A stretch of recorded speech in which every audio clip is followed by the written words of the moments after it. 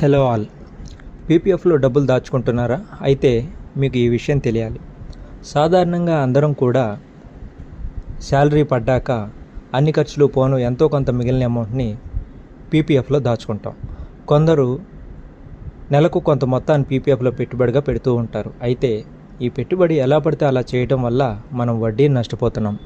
ఇలా వడ్డీ నష్టపోకూడదు అంటే మనం పీపీఎఫ్కి జమ చేయాల్సిన డబ్బును ప్రతీ నెల గుర్తుంచుకోండి, ప్రతీ నెల 5వ తేదీలోపుగా జమ చేయాలి. బ్యాంకులో పీపీఎఫ్ కట్టుకునేవారు 5వ తారీఖు లోపు స్టాండర్డ్ డిడక్షన్ ఆప్షన్ పెట్టేసుకుంటే సరిపోతుంది.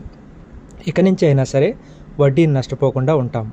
అదే పోస్ట్ ఆఫీసులో అయితే 5వ తారీఖు లోపుగా పీపీఎఫ్ అకౌంట్లో మన డబ్బును జమ చేసుకోవాలి. ఇలాంటి మరిన్ని వీడియోల కోసం మన ఛానల్ని లైక్ చేయండి, షేర్ చేయండి, ముఖ్యంగా సబ్స్క్రైబ్ చేయండి. Thank you all.